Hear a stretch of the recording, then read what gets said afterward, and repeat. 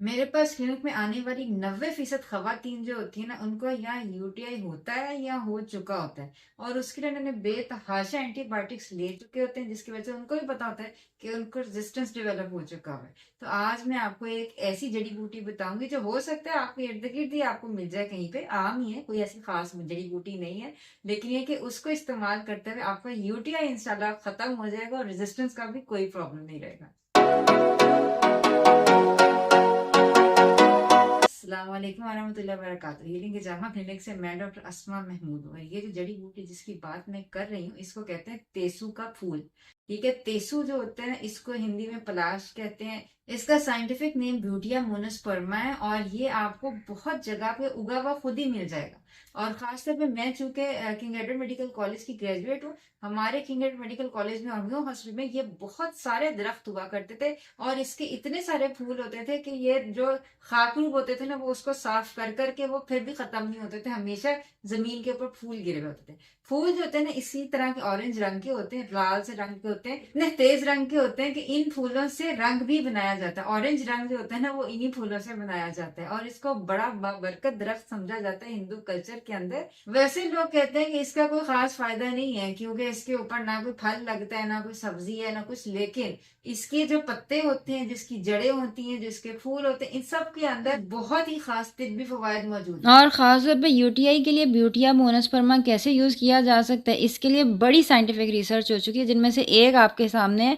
तो ये है कि इसके अलावा भी ब्यूटिया मोनोस्पर्मा के बहुत सारे फ़ायदे हैं। किडनी के लिए, स्किन के लिए, आपके ब्लड प्रेशर के लिए, हाजमे के लिए, डाइजेशन के लिए। लेकिन आज हमने बात करनी है यूटीआई के ऊपर ही। तो इससे पहले कि मैं आपके साथ ये शेयर करूँ कि ये तेसु के फूल यूटीआई के लिए आपने कैसे यूज़ करने हैं, चैनल हमारा सब्सक्राइब कर लें। अगर आपको ऐसा कंटेंट पसंद है कि जिसके अंदर आपको जड़ी बूटियों और आम खाने की चीज़ों से ये बताया जाए कि किस तरह आप डॉक्टर्स और डॉक्टर्स की दवाइयों से बच सकते हैं, और ये फ़ायदेमंद वीडियो अपने तमाम उन दोस्त अहबाब के साथ तो शेयर कर ही दें जिनका आपको पता है कि उनको यूटीआई है। चलें जी, चैनल सब्सक्राइब कर लिया आपने, तो चलते हैं हम अपनी फार्मेसी यानी कि अपने किचन की तरफ। किचन में जाके आपने सबसे पहले ये काम करना है कि एक बड़े से पतीले के अंदर 5 लीटर पानी जो है वो डाल देना है उबालने के लिए। ढक देंगे तो जल्दी उबल जाएगा। और उतनी देर में आपने ये करना है कि अपना वेइंग स्केल निकाल लें और फटकरी ले लें।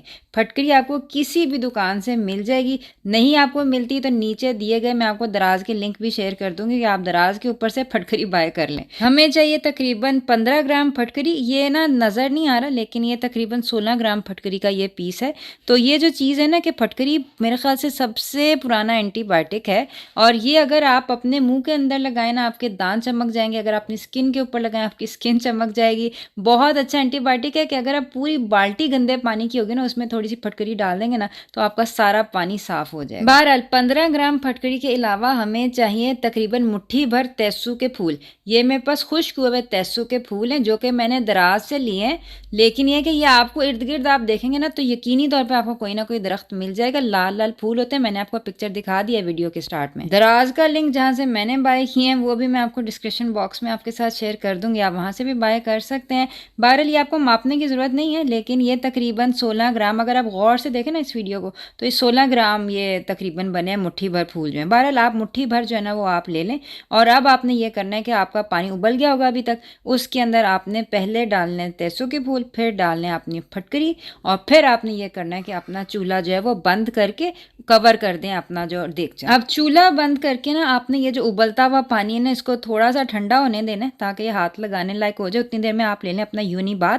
ये जो चीज़ है ना, इसको यूनी बाथ कहते हैं। ठीक है, आप चाहें तो कोई भी बाल्टी ले सकते हैं, लेकिन मैं आपको बताती हूँ कि मैं यूनी बाथ आपको क्यों कह रही हूँ कि ये लेना ज़रूरी है। तो जो आपकी बाल्टी है या जो यूनी बाथ है ना, उसके अंदर आपने ये जो तेसू वाला पानी है ना, ये जब आपका इतना हो जाए कि आपको बहुत ज़्यादा गर्म ना लगे, उबलता हुआ पानी नहीं डालना, थोड़ा सा ठंडा हो जाए, तो ये आपने अपनी बाल्टी या यूनी बाथ के अंदर इस तरह डाल देना। ये आप देख सकते हैं इसका रंग कैसा हो गया है कि ये बिल्कुल जो है ना पीला हो गया, और थोड़े से फूल भी आप देख सकते हैं। ये बहरहाल आपने अपने यूनी बाथ के अंदर ये डाल दें। ठीक है, यूनी बाथ का फ़ायदा क्या है कि यूनी बाथ के साथ ना एक पंप भी होता है।